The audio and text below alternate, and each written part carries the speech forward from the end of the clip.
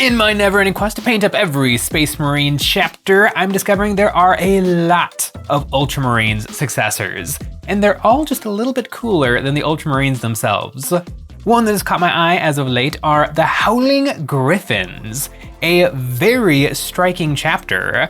I remember, I think the first time I saw the Howling Griffon color schemes, it was in the good old 7th edition Genestealer Cult book. Cracking open this book, I'm supposed to be looking at the Genestealer cults, but all I remember are these pretty rad looking Space Marines. Red looks good on Space Marines, yellow looks good on Space Marines, and the red and the yellow together does a really good job of giving the Space Marines that ye olde Knights of the Round Table look, without resorting to the custom helmets or the special tabards that a lot of Black Templars or Dark Angels have. These guys are some classic Space Marines. To build one of these fellas, I broke out the good old-fashioned intercessor sprue. I clipped out a Marine and started gluing them together. The Howling Griffons are a very typical Space Marine chapter, so I don't want to go too far away from the base armor. A lot of the interest comes from the color scheme. One thing he will need is some pouches. I clipped off a holster and a couple of baggies, and I glued these on with some thick plastic glue, which is just regular plastic glue with some cut-up sprue to thicken it. For his little pouches, I decided to cut off the little cylinder. I don't really know what it is, and then I glued it on, and I was looking for another little pouch to complete the set. All the baggies helped really fill up the Space Marine's weirdly skinny waists.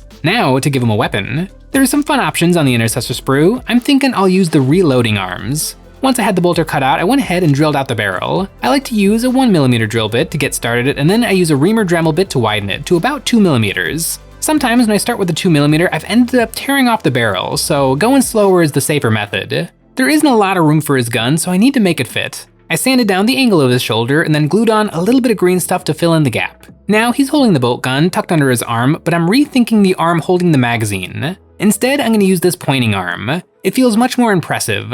I used a little bit more green stuff so it has a slightly more angled up pose, and now my Marine is nice and open. I glued on a Mark 10 Tacticus helmet, making him look in the direction he's pointing, and then I stuck on his backpack. Now it's time for the shoulders, and as much as I like the famous part number 69 shoulder pads from the intercessor sprue, I decided to go digging in my bits bin for something more unique. I have every shoulder I never used from every Space Marine kit I've ever bought, and I think these Mark IIIs will fit the Howling Griffons a little bit better. Another option is a shoulder pad from the old Deathwatch Veteran sprue that has an embossed Howling Griffon symbol. I tacked these shoulders down temporarily to see how they look, and I like it. I trimmed a few rivets off the left one so I can stick on some purity seals, a classic battle brother that'll transform with a good paint job. The Howling Griffons are a very well-respected chapter of Space Marines. In fact, they're so trusted by the Imperium that they are allowed to recruit from several different planets in order to keep their numbers up. The Imperium always wants to make sure that this chapter in particular is always topped off. The Howling Griffons follow the Codex Astartes pretty strictly, although one of the things that makes them different is the swearing of oaths. Now, all Space Marine chapters have their oaths a moment and swear their oaths, but these guys take it a step further. When these guys set themselves to a task, that task will be completed or the Space Marines will die trying. It can be as simple as a battle brother taking an oath that they will be the one to kill a particular Orc war boss, or as big as swearing an oath that they will cleanse a planet of all possible chaos corruption, but no matter what the challenge is, the Howling Griffons will rise to see it through. I feel like this could lead to some very fun and flavorful storytelling during a game of 40k. Like, my Howling Griffons are gonna take an oath to take the left-hand side objective, and win or lose, no matter what I have to do to make that happen, it's gonna happen. And what has to happen right now is this guy needs a base. I grabbed a Cobalt Keep 32mm magnet base and glued in the magnet. Then I started loading it up with some 1/4 inch cork, available at EonsOfBattle.com. I did 2 layers of cork and then took my hobby knife and did some horizontal cuts into the cork. I then peeled these areas away to make some jagged steps in the rock. I double checked where his feet will go and then finished off sculpting the cork, and now it's time for some texture paste. I globbed this on all over, frosting it like a cake, and then I took a wet brush and started wiping away the sand. The water thins the paint and lets me pull it off, and hitting it with some wiping motions gets the sand stuck in the corners and cleans it off the flat sections. After a few minutes, it was dry enough to stick down my Marine with some thick super glue. Now I pulled off the shoulders and stuck these down to their own paint handles. I'm gonna paint these up separately. I'm gonna go pretty hard on these shoulders and it'll make the painting much easier. I hit my Howling Griffon with some black primer as step 1. I've got my little Howling Griffon all primed up, and the color scheme of the Howling Griffons is really iconic with the red and the yellow checkered across their body. But there's actually another color scheme for the Howling Griffons that I think is even cooler. The Howling Griffons participated in some campaigns where they switched from their more typical battle plan to a much sneakier, more covert, Raven Guard-esque strategy. And when they did this, they switched from their standard colors to the Nightworld's Battle Heraldry, where they took the normal red and yellow from their armor and they scooched that all to the shoulder pads, and then everything else was blacked out, and it looks really, really cool. I'm going to paint up my Marine in these covert ops colors.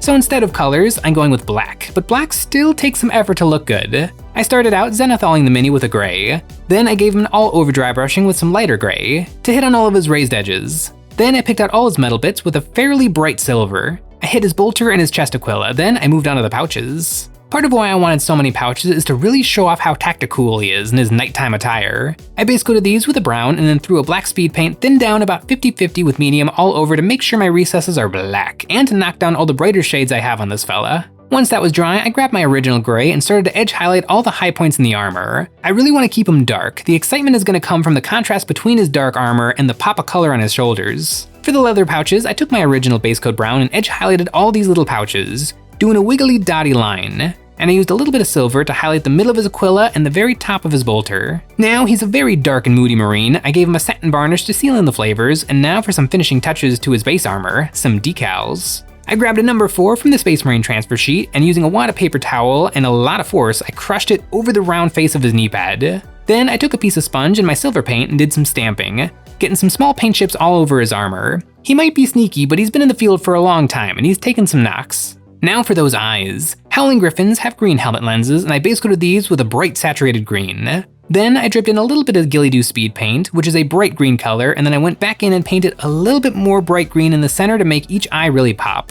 And I also painted around the rim of the eye holes to make them look glowing and bright. He might look like a Raven Guard or an Iron Hand, but he's just a very sneaky Ultramarine successor. This is basically the exact opposite of a Howling Griffon with the dark black armor instead of the bright bold colors, but now that I'm onto the shoulder pads, it's time to put some of those bright bold colors back in place. This is basically the exact opposite of a typical Howling Griffon for going the bright bold colors for the sneaky black armor, but I am a big fan of sneaky black armor. I like the Raven Guards and I really like the Black Templars, but also sneaky Space Marines is one of my all-time favorite styles of Space Marine play. One of my favorite detachments is the Vanguard Spearhead Detachment.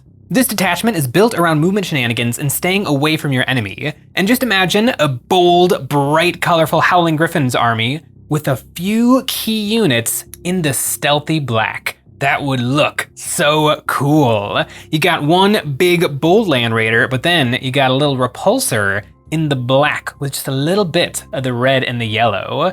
And maybe a sneaky squad in the black armor uses guerrilla tactics, one of the stratagems in that detachment, to uppy downy, to sneak its way into the enemy backfield. Another really important stratagem in that detachment is strike from the shadows. If you're shooting at something more than 12 inches away, that shot can have +1 ballistic skill and +1 AP. So just imagine a squad of sneaky hellblasters hitting on 2s, AP -4. And just in terms of painting and modeling, those bright glowy plasma guns are gonna look really, really good on top of the dark armor as opposed to the typical yellow and red. Although speaking of the yellow and red, it is time to paint with some yellow and red and get these shoulder pads done.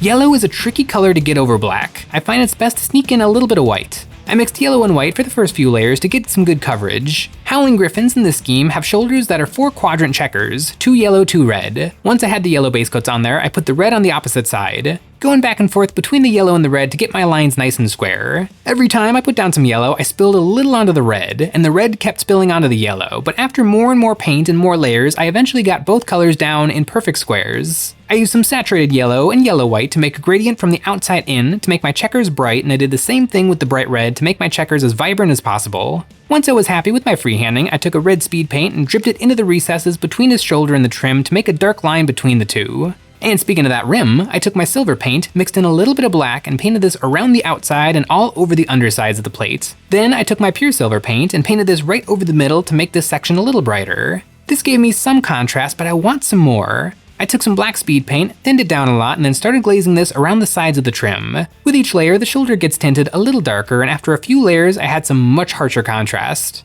Then I went back to my pure silver and edge highlighted, and I put a little dot right on each rivet to bring up some of the metallic glitter. I painted the purity seals, making the wax a really dark red so they stand out from the red on the shoulders, and I did a few layers of red, highlighting until I had just a few dots of bright red on the top lip of the wax. Then I mixed some white paint into the brown I used on the pouches to make a tan color, and I base coated the paper tassels, mixing in more and more white paint to get some brighter layers for highlighting. Since the armor is so dark and featureless, I want to really make these shoulder pads bright and colorful, and I highlighted these all the way up to white. And you know what else has some really bright colors? That's right, EonsOfBattle.com. EonsOfBattle.com is full of hobby goodies, and we now have Army Painter paints. We got speed paint, Fanatic, bundles, and we also have my favorite Vallejo texture pastes. If you're looking for paint, we got it, along with all sorts of other hobby goodies, and terrain. It's the best way to support us doing what we do by getting a membership. Each month, members get a credit for any of our past sets or this month's new terrain. Come celebrate Orktober with us and head on down to the Orc Rodeo. A whimsical assortment of high-octane hijinks, this set includes a series of walls and barricades that not only create a coliseum of chaos, but also fits in with our previous Orky wall terrains. Then there are the Goblin game carts, a series of mobile orc entertainments pulled along by an orcified food truck,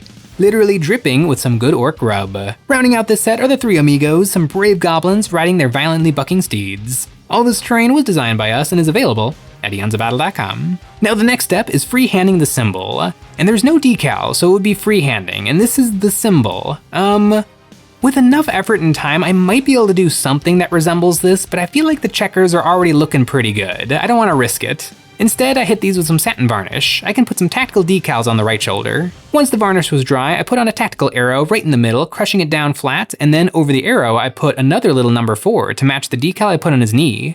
I did another layer of satin varnish to make the plastic edge of the decal disappear, and then I tore these off the paint handle so I can stick them down to my mini with some thick super glue. I was right, these shoulders really jump out at ya. Ooh, that's looking dark and spooky. Dark all over, but a little pop of something on the shoulders. Also, I really like the Night World's battle heraldry because it takes the regular paint scheme with the checkering and it shrinks it all down onto the shoulders, because each shoulder is 4 checkers, where the typical color scheme is 1 yellow, 1 red shoulder.